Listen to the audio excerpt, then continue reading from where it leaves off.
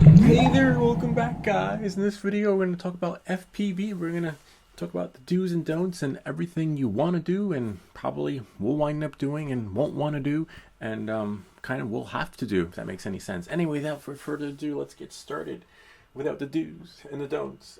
So let's say you built a drone, right? Great, awesome. I don't think you'll have any trouble showing up to an FPV meetup. But I actually went to an FPV meetup today and it was amazing. I got to fly with these guys. They show you tips, tricks, they help you. And most of all, as excited as you are to fly, you gotta learn to wait. Yeah. And even though you might have worked your craft in the simulator and fly, like the way you fly and do dives and things like that, I'm sorry, but it doesn't work like that in the real world. That's why they recommend flying outside of the simulator and spending more time flying outside once you've accumulated those hours inside. But there are some things you got to do before you actually fly. And I'm going to show you some settings in your drone. As excited as I was, we had to wait. And I almost got thrown out, believe it or not, because if you don't know what you're doing, you just assume like, I've got my drone, I've got my avata, and you know what I'm going to do? I'm just going to set it up, get there right before the guys start to lock and load, and there I am. I'm going to set up while this guy over here is just about to go into the air, or he might even be in the air like he was today. And fortunately, it was a moment where my heart went out to my chest and I was like, uh-oh, this could be my first day, could be your last in a FPV meetup. One, if you fly, try something new because you will have built up the hours in the simulator and worked your craft and, got what you needed to do to feel comfortable flying outside. So another way you can crash is if you, you try something new, you're going to experiment and push yourself and push yourself. And another way you'll crash is if someone brings their avata to the meetup, plugs it in, launches up while starts it up while someone's in the air, and then all they see is, that's right, darkness. Their drone, they can't see anything. They're like, where am I? I'm like, what the fuck? Who brought in a bada? I was like, that Lewis. Yeah, so and thankfully his drone landed in the snow and they were cool about it. And these guys, they build their drones. Remember, these guys spend like there's also a 3-week program where they'll teach you how to build the drone, and you'll build a drone by the end of the course. So can you imagine spending 3 weeks on that course to build your drone? Tune it and everything, ready to go, show up at the meetup, you're in the air. I didn't realize the guy was in the air, and then as soon as I plug in my avata, it's lights out. So you gotta be considerate. You gotta and if you do see guys flying, you want to ask them what frequency are they on, and you want to make sure it's okay for you to launch. Like, we would take turns, like first I'd go and then someone else would go, and then when someone else was going, you don't turn your drone on until everyone's in sync and knows what. Like, for example, I was channel 5. I got lucky. They chose, he's like, Lewis, you're 5. I'm like, awesome, great, because I love 5. I do that in all my videos, my 5. And then someone else was 3, someone else was 4, and then etc. And the channels were divided, and I think we chose 20 megahertz, or whatever it was, 20 hertz. It was to give you more channels. The more channels that are available when more people are in the area, the better. So knowing that and moving forward, know the channel and wait for the person in charge to give you the go, And I was just so excited, but thankfully someone else lost their drone in a tree, and I've never seen it. It was like 100-foot selfie pole, literally. It was amazing. They were able to get it out. Well, it wasn't a selfie pole, but it was a long pole, like longer than 40 feet. All right, so some of the other things you'll want to do is, right, when you have your drone, and my settings are actually saved so that you guys can see. I'll share with you here. Let's see what we got. I guess we can shrink that in. Yeah, we could leave this. I'm just going to move this over to maybe right about here so that we can see. All right, so as you can see, that's that mode. Oh, I have more interesting stuff to share with you too. So you're going to go to transmission, and if I got lucky because the guy made sure everyone was on the same channels. But if you don't, I know how to do this, but if you don't know how, he says, "Hey, you're channel 5." You're like, "I don't know what to do." Sometimes there won't be any hand holding. You're expected to, do it on your own. So this would be in manual instead of auto, right? And then, presumably they set it to 5.8 gigahertz, but 20 megahertz, right? And then what happens is when you're on 20, there are more channels available to choose from. And if you have the FCC hack, see, I got 7, which is great.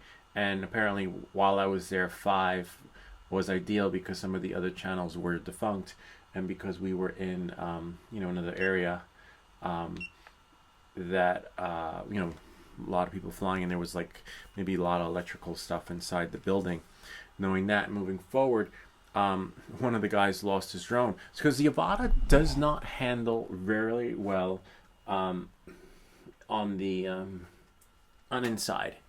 That's why they recommend having a regular drone, not regular, but a drone that you actually doesn't have required a GPS signal for it to, work its magic. The Avata does handle well, but unfortunately, the experience is a little bit different. It's challenging. What happened was one of the guys was flying. He was flying outside, and he came inside. Was inside the building, going around, and then all of a sudden, I think he went up to the second floor, which was fine, and then his drone started doing a return home because he lost signal. So another thing you have to make sure is that if you lose signal, when you're doing FPV, right? We're gonna put this one away. You probably want a drone like this when you go to fly in an abandoned building. The Avata doesn't handle well. Another thing you need to make sure you do when you fly in an abandoned building is make sure you got a tetanus shot because if you accidentally step on something, you're going to be shit out of luck. So, you probably have to go to an urgent care because there's a lot of glass everywhere, remnants of the old construction. Who knows, it could be asbestos. I might not be here next week because of my exposure to some, I don't know, whatever was there. Anyway, so you just know, even though it's an adventure, you're taking a risk. Okay, know the risk associated when flying. But the best thing about FPV is that usually when you're in these abandoned places, the only thing that's going to get hurt is either you by stepping on something or your drone get crashed. The likelihood of you crashing into someone's house, car, etc., because these are usually acres of a building that is no longer inhabited, and you just have to watch out for the riffraffs because there's no telling who's living there at the time. But just go with your friends. Knowing that, moving forward, one other thing you have to do is this. Let's see, go here, and then go here. Go into settings, right, and then go into safety, and then advanced safety, right. The guy who lost his drone in one of the air ducts, his ESC thing wasn't working, which is a little weird. So, it could be because there was no signal and they lost connection, and you need to have a connection with the drone in order to have the ESC beeping, I guess, to work. And because he lost GPS and everything, the goggles. But this is how you would do it. Oops, sorry. You would go here, and then you get that. So you activate that if you lose your drone in an abandoned building, and then just pray that some junkie doesn't find it and try to sell it. But knowing that, moving forward, you go into advanced settings. See, aircraft signal lost action. So if the aircraft loses signal, what he didn't do was he didn't make sure it was set to hover. So as soon as he lost signal, his Avata wanted to return home, and it wanted to return home going up to 300 feet or 200 feet, whatever you had it set to. So if you're going to fly in your home or wherever indoors somewhere where you might lose signal, make sure the aircraft signal lost action is set to hover, because if you disconnect for whatever reason, if someone plugs in their Avata or another drone on a different frequency, you'll lose your signal and the drone will hover, and then you'll just listen for it. And hopefully there's not a binding issue where the goggles keep connecting and disconnecting, because a lot of that was happening too with this too much signal interference. Um, but you know, you just do what works for you, and you just take precaution. Damage control, right? Preventative is always cheaper than damage control. All right. So knowing that, and moving forward, and then you know, you just double check your other stuff. Make sure you don't need calibrations, or you know. And to see my return altitude is 328. So if that was me, um, I'm like, no. And it's funny because I was there and I was like, are you gonna fly yours? No, I'm gonna watch. I'll be everyone's lookout. Uh, and they, you know, it is what it is. So here's some footage I can share with you guys so that you can see. I'm just gonna close this right here. So just take precaution, have fun, and be safe. Okay. So here's some footage we have here. This little video here. I'll just so as you can see here, whoops, this is probably the ending, right? Let's see where I can put me. I think I'll put myself over there in the corner. Nobody puts Louis in the corner.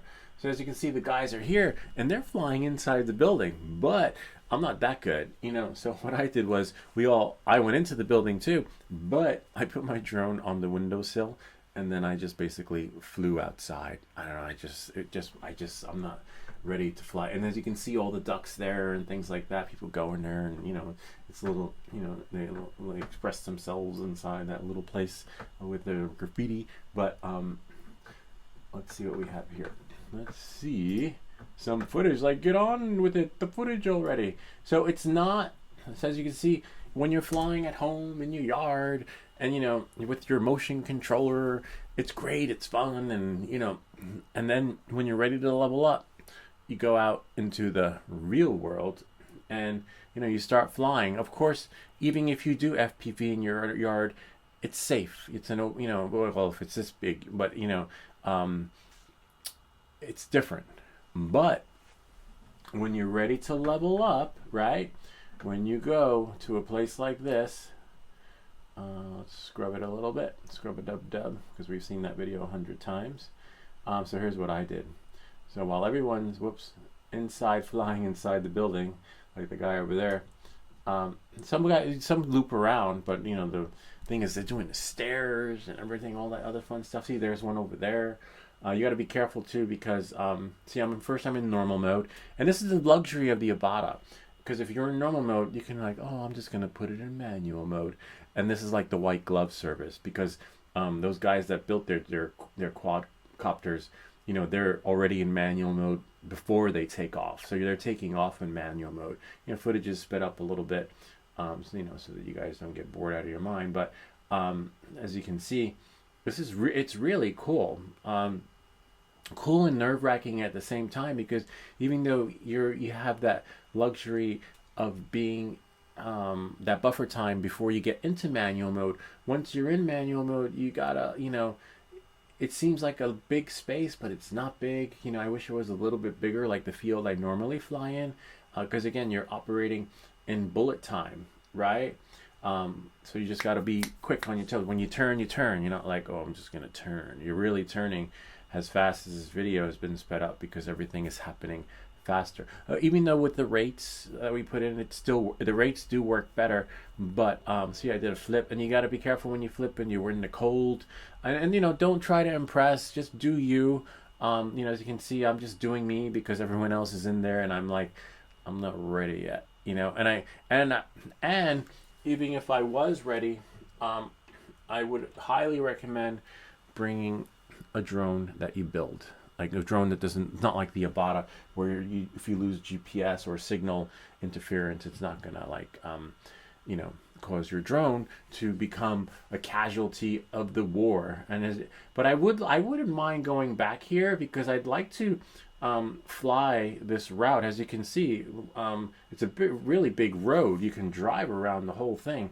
So I would like to explore it with the motion controller, and then once I explore it with the motion control, see how I'm like going on the road. My signal's great, 29, 30, you know, Mbps per second. But I'm like, you know what? Let me go back because I just felt like the need to turn back because I wasn't sure where the road went, who was there, and you always want to scout out a route before you just wing it. And I only flew comfortably within the areas that I scouted out, because that was the way we came in. But there was more further down, and I'm like, oh wow, what's down there? So unless you know, it's like you could see to the right, see a power thingy, like a power line, and someone just flew back into the building. So and again, you got a tower over there. So you got to know your surroundings. Don't just wing it. And if you do wing it, don't wing it in manual mode. Wing it in sport mode or with your motion controller, because then you know you can't go wrong with the motion controller. It's like using the Nintendo Wii. And as you can see here, I'm like, I'm gonna land it here and then go downstairs and then go back out again. But I was a little bit daring. I was like, you know what? Let me try. I've got enough battery, and when it's cold, the battery goes down really fast. Or when you're flying with a group of people, time's going by fast for you as the pilot, but time's going by slow for the other guy that's waiting his turn to fly, so that you can, you know, because remember, so they're waiting for the signal, because someone else might be on the same channel or a different channel, and they can't fly yet until it's their turn. So time's going super slow for them, and for me, I'm having a good time. It happens like that. And this happens with the Avata when you throttle too much in manual mode. And the battery reaches about 39%. It says battery level low, throttle output's reduced, so it's not going to let you see. I was telling some guy how to do flips and turns. Like one of the founder and leader of this group was saying that you just do it, just flip, don't hesitate when you do your flips, just do it like that. And then, like in the first flip I showed him, which was jaggedy, I see, like, this is me going back in. I said, I'll go back in sport mode. This is like my safest route. And then I just land it. But you can't do that with the other drones. And then if you, the other guys, and I was like, you know what? Let me try it again. Let me launch it from the building. I got enough. 6 satellites is somewhat enough. But you got to be really careful, because the Avata. Remember, one guy lost his drone because of the loss of signal when he looped around. And you know, it's not something you want to do. So I got 55. I got 2 flights, you know, outside, and you saw I got some really good footage, which is great. See, but the battery level is still low. So apparently, if you throttle too much on the Avata, this is what happens. You get that error. But you can still fly in manual mode. It will kick you out of manual mode if you go too high. So you remember, I'm of 100 feet. I'm also in an aircraft warning zone, so check your airspace. Warning zone is not a forbidden zone. It just means that there's an airport nearby, and aircraft will be landing soon. See, this is why, yeah, I was saying, don't hesitate when you do a flip or a roll, because then it becomes jagged. Remember, it needs to see. Then you do it like that. So that was me showing him one, and I said, do it like this, and you see how nice and smooth it is with these settings. But as I would see, like that, you just got to be quick. And the more times you do that, the better you get at it. I was just one of the new guys that showed up, and that was me one day. Like, that was me in the beginning. I was the new guy once, and now I'm, you know, showing the other guy that just showed up for his first day, who almost lost. Well, he did lose his drone. It was stuck in the ceiling in one of the vents, and the only thing that saved him was turning it on and then trying to lift up. This is really cool. Again, aircraft warning zone, fly with caution. It's not a forbidden zone, doesn't require an unlock, but it just means planes are flying low. But like I was going to say, with FPV drones, you never hear of an FPV pilot crashing. They're trying to get the drone out of the tree over there in the corner. You can, like, pause it, slow down a little bit, and then yeah, they got lucky. You know, you never hear of FPV drones crashing into planes or into, like, maybe into buildings, but because they fly low, you know, because they're designed to fly low, and usually people are flying these FPV drones in abandoned buildings. You know, they're working their craft and trying to just work their magic and level up. But as you can see, I'm not ready to level up yet. I'm not even ready to fly inside in sport mode. It's another ball. It's different flying outside in manual mode and flying indoors. And a lot of those guys were crashing, and not because they didn't know what they were doing. I think this time I go landing on the second floor. The first time I landed on the first floor. The first time I landed on the second floor because I didn't want to crash into anyone, so I just walked upstairs. There's someone coming back down right now. I said, you know what, I'm ready to come back in because the entrance is it's a little bit wider here. And those guys were crashing, but not because they didn't know what they were doing, but because they were just experimenting and pushing themselves to the next level and trying to do something new. You know, so knowing that and moving forward, that is pretty much it. So when you're ready to level up, yes, you will crash, but not because you don't know how to fly, but because you want to level up and push yourself to the next limit. And whether that's do flips and turns in an area as small as this, which I could do probably with the Neo if I just pressed the F key, but those guys were doing it with, you know, with their drones. So anyway, that's pretty much it. I hope this video helped you in better understanding when leveling up your skills from the simulator and going out into the real world of FPV, you know, so that you can enjoy. And remember, just have spare parts with you, spare drones, a soldering iron, wire cutters, screwdriver, extra propellers. A lot of the guys were crashing propellers, breaking them because, you know, trying new stunts, and everything else you might need so that you can get back up in the air. And if you're going to fly your avata, remember, don't be that guy who's like, all right, I'm ready to fly. You guys have fun flying? Great, I'm going to join you. And you know what happens? It's lights out for everyone. So, you know, and they're going to know it's you because no one's going to customize their propellers to make that sound. And you could get thrown out. Like your first day at a meetup like that could be your last, you know, because, you know, even though we're in an abandoned property, you still, you know, you did it. It was your fault. You broke my drone by turning on your avata tool. Anyway, that's pretty much it. I hope this video helped you. If you have any comments or questions, feel free to leave them down below, or ideas for other videos. Remember to like and subscribe, and I'll see you all next time.